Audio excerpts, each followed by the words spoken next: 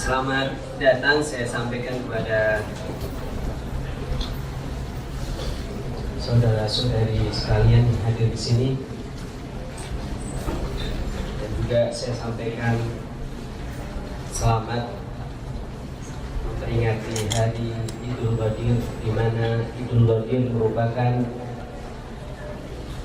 hari raya terbesar di dalam riwayat-riwayat Ahlul Bait salawatullah salamullahi alaihi. Memulai presentasi saya akan memulai dengan sebuah pertanyaan tentang Idul Qadir, di mana di berbagai riwayat Ahlul Bait disebutkan sebagai hari raya. Bahkan di dalam riwayat-riwayat disebutkan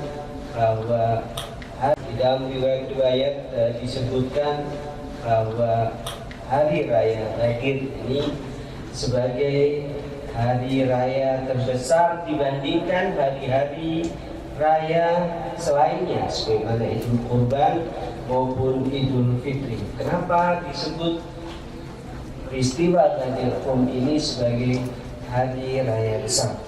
Kalau di dua hari Lebaran, sebagaimana Idul Fitri dan Idul Kurban, kalau di Idul Kurban kita ada diperintahkan oleh Allah Subhanahu wa taala untuk merayakan Idul Fitri karena telah sukses kita melaksanakan perintahnya selama 30 hari kita menjalankan puasa sebagai rasa syukur pada Allah Subhanahu wa taala atas suksesnya kita menjalankan perintahnya, perintah puasa 30 hari, kita merayakan dan euforia.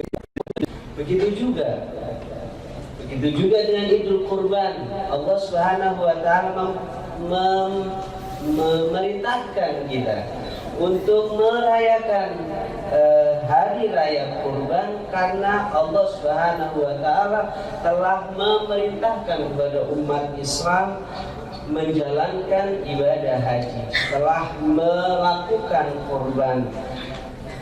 Allah Subhanahu wa taala memerintahkan Lebaran diperingati dan dirayakan karena suksesnya umat Islam menjalankan ibadah haji. Kali ini dengan Lebaran atau yang disebut Idul Qadir, kewajiban apa yang telah dilalui oleh umat Islam sehingga Qadir dirayakan sebagai hari Lebaran? Apa yang terjadi? Apa perintah yang telah dilakukan oleh umat sehingga setelah melakukan kewajiban dan perintah itu kita diperintahkan oleh Allah Subhanahu wa taala untuk merayakan dan memperingati hari Lebaran Qadir. Perlu ditegaskan di sini berbagai faktor yang Allah Subhanahu wa taala menjelaskan pentingnya Qadir sehingga harus dirayakan sebagai hari raya.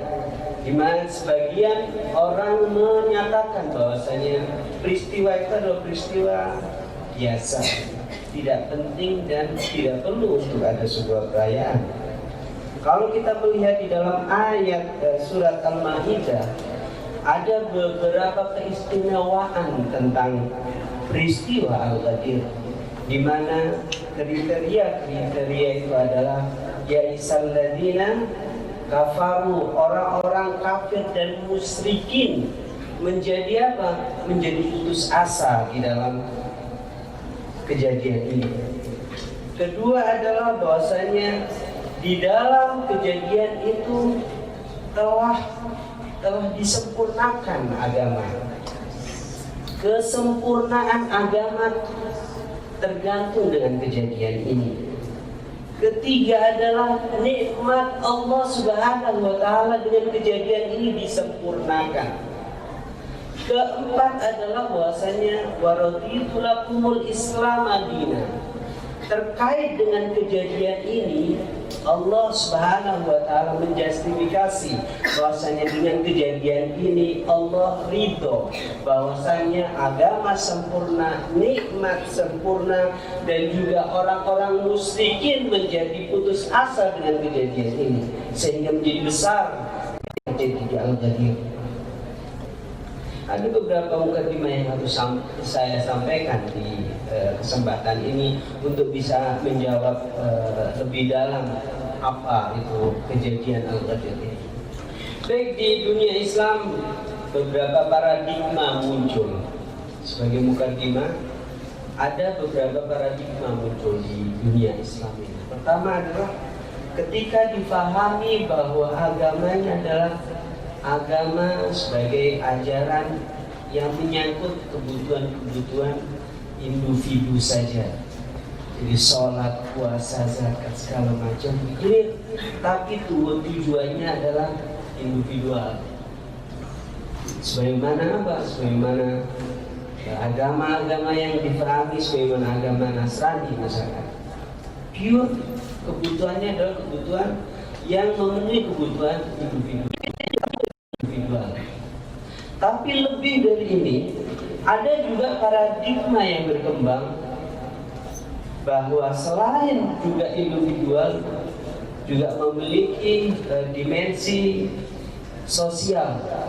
Tapi dimensi sosial ini tidak menganggap, tidak berkeyakinan bahwa di sana ada politik, di sana ada pemerintahan. Tidak diyakini di sana ada politik dan pemerintahan. Lebih dari ini paradigmanya adalah ketika agama menjadi sebuah ajaran, tidak hanya sebatas ajaran individual, sosial, tapi juga memiliki dimensi politik. Ajaran agama cukup kental di situ. Tapi di sini di paradigma yang ketiga ini tidak mensyaratkan untuk siapa yang harus ada di tampuk kepemimpinan, pemerintahan dan politik. Paradigma yang keempat adalah dimensi-dimensi itu ada, dimensi-dimensi tiga dimensi itu ada, tapi dengan mensyaratkan selain bahwasanya agama yang punya ajaran individu, sosial, politik dan pemerintahan, termasuk di dalamnya adalah mensyaratkan siapa yang harus berada di tampuk kekuasaan dan politik. Ini paradigma yang berkembang. Idul Ghadir menjawab. Tragedi Al-Ghadir menjawab mana paradigma yang objektif untuk bisa kita ambil dari ajaran agama ini. Bahwa Idul Ghadir menjawab Islam selain memiliki dimensi politik, dan politik ini pun harus di tangan orang-orang yang berhak dalam wilayahnya. Kita kalau melihat Idul Ghadir sebagaimana disebutkan di dalam beberapa ayat tentang urgensi tragedi Al-Ghadir ini adalah ketika Allah Subhanahu wa taala berkenaan dengan Nabi Ibrahim. Di dalam ayat surah Al-Quran disebutkan wa idibtala Ibrahim Rabbuhu bikalimatin fa'atammahun inni ja'iluka linnasi imama. Imam sebagai orang yang mempunyai otoritas wilayah atas pemerintahan, atas dominasi terhadap umat demi kepentingannya, imam penting di situ. Al-Ghadir menjawab itu semua. Ketika kita melihat krisis yang terjadi di tengah-tengah dunia Islam saat ini adalah dengan paradigma bahwasanya tidak perlu ada syarat di mana Allah Subhanahu wa taala memberikan mandatnya kepada sosok imam.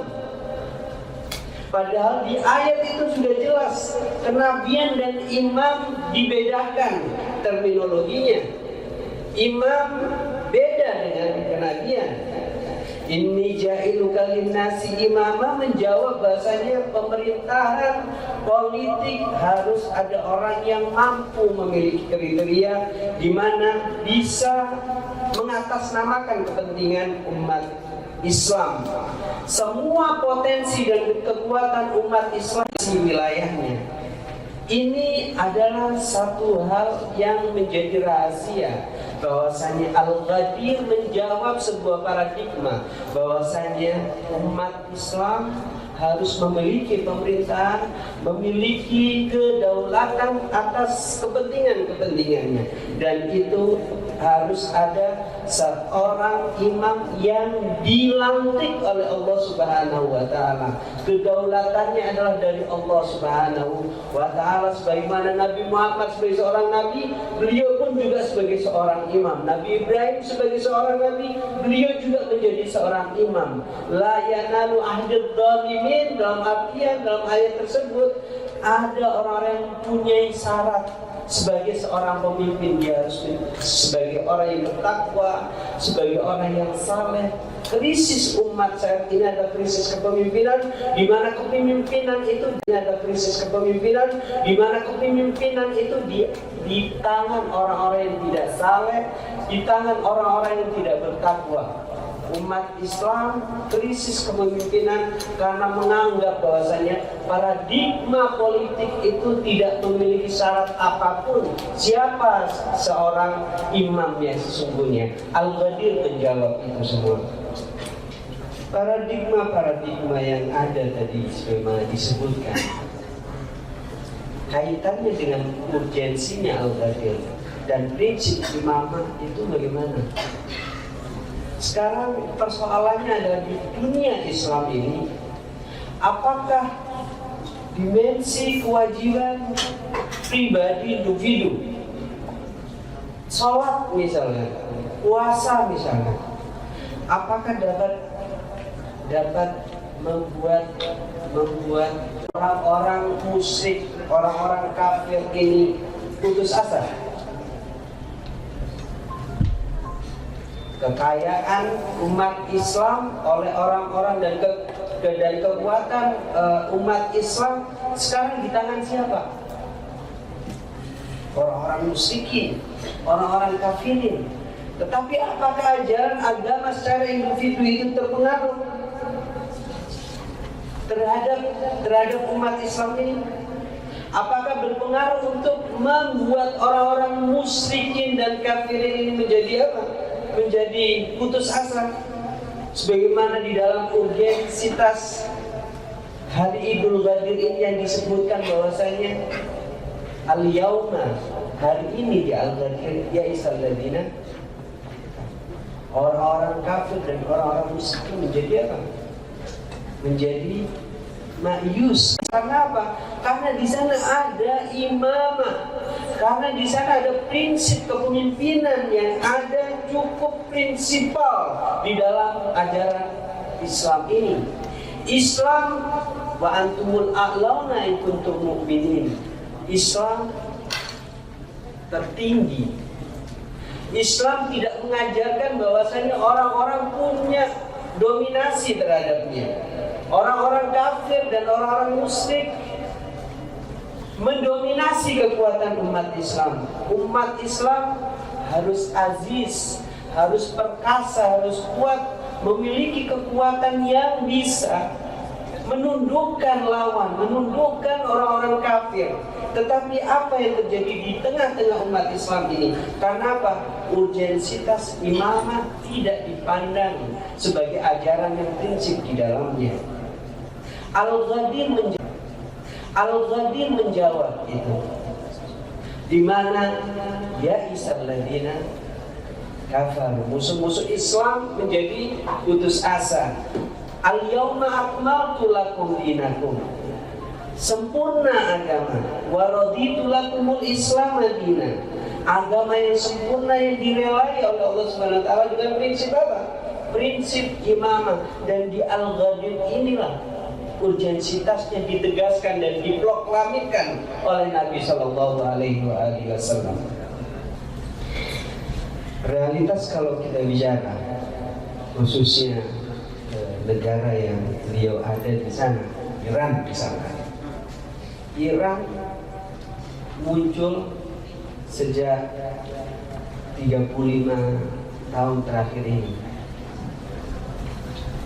Sosok Imam Khomeini dari di sana membentuk Republik Islam Iran. Dengan prinsip apa? Baik, di sana ada sistem wilayatul faqih. Ada prinsip apa di sana yang ingin ditegakkan oleh Imam Khomeini? Imam Khomeini ingin menegakkan Islam dengan apa? Dengan konsep imamah. Islam memiliki konsep imamah, di mana imam dijadikan sebagai sesuatu hal yang prinsip di dalamnya. Bayangkan Imam Khomeini dari 35 tahun berlalu ini sebagai pemimpin wali faqih yang mendeklarasikan paradigma Islam harus memimpin, Islam harus punya pemerintahan dengan apa? Dengan prinsip-prinsip kepemimpinan, prinsip-prinsip kepemimpinan itu. Apa yang menjadi konsekuensi lazim dari Iran ini? Yang dikehendaki oleh dunia terhadap Iran adalah apa? Ekonomi. Sudahlah, tinggalkan. Tidak usah ngurus ekonomi. Politik pun demikian, tidak punya urusan dengan politik kalian ini. Islam kalian hanya okelah sholat, puasa, jaga, selesai. Tidak usah ngurus ekonomi dunia. Tidak usah ngurusi politik umat. Tidak usah ngurusi Palestina, tidak usah ngurusi Israel, di mana Palestina dijajah oleh Israel sejak 80 tahun lamanya, sejak dahulu sampai sekarang 80 tahun lamanya. Hukum-hukum tatanan dunia pun bagaimana harus diatur, jangan ngurusin itu semua. Kalian cukup di masjid, sholat, puasa, selesai. Dapat puasa, selesai. Tidak ada kalian harus punya urusan pada dimensi-dimensi ini. Tapi Imam Khomeini tidak demikian. Yang diharapkan oleh dunia adalah menentang apa yang menjadi prinsip Imam Khomeini, yaitu Islam dengan kepemimpinan ini, Islam dengan imamah. Konsekuensi lazim dari prinsip ini adalah bahwasanya Iran menghadapi embargo. Iran menghadapi apa? Serangan invasi militer. Apakah tidak pernah terjadi sebuah kisah di Tabas saat itu bahwa Amerika mengirimkan invasi militernya? Dan apa yang terjadi? Kekuasaan Allah berlaku di situ. Semua musnah. Pasukan khusus Amerika saat itu. Irak 8 tahun diprovokasi untuk menyerang Iran. 20.000 ilmuwan Iran telah terbunuh dan diteror. Pesawat sipil juga dibom oleh Amerika. Tidak ingin Islam aziz, tidak ingin Islam itu punya kekuatan di sini. Itu yang diinginkan oleh dunia. Tidak ada peran umat Islam di dalamnya. Itu yang diinginkan dunia. Tapi Imam Khomeini dengan revolusi Islamnya tidak. Islam harus aziz, Islam harus punya kekuatan di sini. Hari demi hari dengan prinsip ini Iran punya harga diri atas nama Islam. 5 negara adidaya punya kesepakatan nuklir. Berharap kita tidak sampai pada puncak teknologi nuklir. Tapi tetap Iran memiliki prinsip bahwasanya kita punya hak untuk mengembangkan teknologi. Bagaimana ilmu pengetahuan di Iran sekarang? Teknologi. Bagaimana ilmu pengetahuan di Iran sekarang? Ilmu pengetahuan Iran berkembang dan diperhitungkan oleh dunia. Bagaimana teknologi di Iran sekarang? Karena apa? Iran memiliki prinsip bagaimana membangun umat Islam dengan kekuatannya melalui prinsip imamah ini. Ini bicara Iran dan ini realitas. Al-Ghadir menjawab krisis kita. Al-Ghadir mengajarkan kepada kita untuk umat Islam itu aziz, punya harga diri. Untuk umat Islam itu memiliki kekuatan, mampu mengatasi segala persoalan. Untuk umat Islam ini menjadi mandiri, untuk menjadi umat arah, menentukan arah dirinya kemana. Kita tidak mengekor pada siapapun, kepada barat dan kepada timur, tidak. Inilah yang diajarkan oleh siapa? Oleh Al-Ghadir.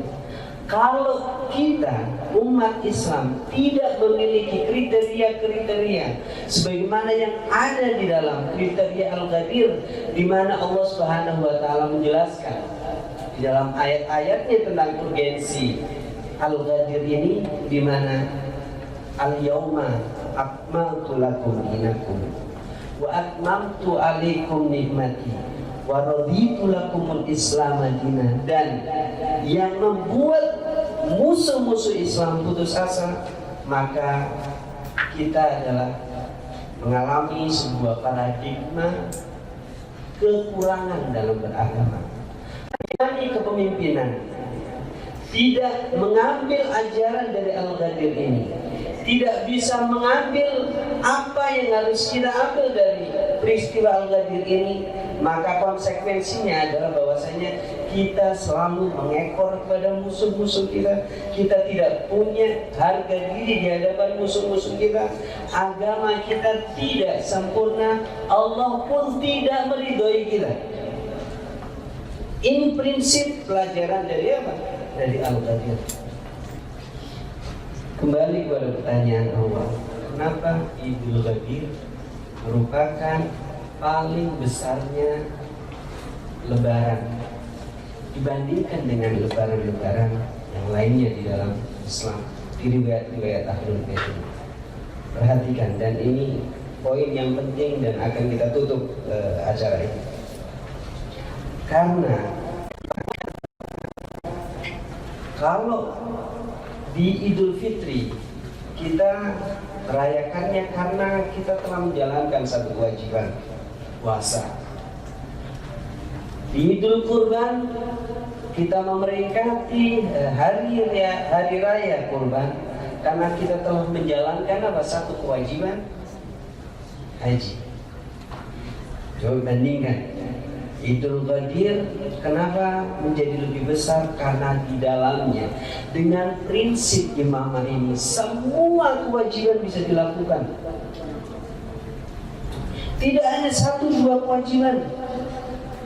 Kalau Islam muqtadir, kalau Islam ini kuat, kalau Islam ini mandiri, kalau Islam ini dapat membuat putus asa musuh, kalau Islam ini tidak mengekor pada yang lain, punya pemerintahan yang soleh, secara keseluruhan bisa kita lakukan. Palestina kenapa selama ini menjadi terjajah? Karena di sana tidak ada pemerintahan yang soleh, sehingga menjadi apa? Terhina, sehingga menjadi lemah dan terjajah. Tapi dengan prinsip imamah semua akan terlepas. Umat Islam akan menjadi kuat, umat Islam akan menjadi penentu pada arahnya. Umat Islam akan menjadi izzah, punya apa? Punya harga diri di mata dunia. Itulah rahasia di mana kenapa Idul Ghadir menjadi apa? Menjadi hari raya lebih besar daripada hari raya yang lainnya, karena di sana adalah kesempurnaan agama, karena di sana adalah kesempurnaan nikmat Allah Subhanahu wa taala, karena di sana adalah musuh-musuh Islam menjadi apa? Menjadi putus asa dan Allah ridho di sana. Di sana mafhum Islam dengan kesempurnaannya, paradigma Islam utuh di sana. Al-Ghadir menjawab itu semua.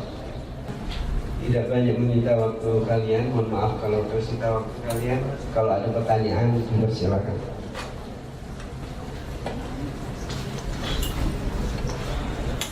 Bagaimana panitia? Waktu sampai jam berapa nih? Sekarang sudah 11:30. Kita akan sholat Jumat. Masih ada 10 menit lagi, Pak. 10 menit lagi. Baik, 5 menit pertanyaan, 5 menit jawaban.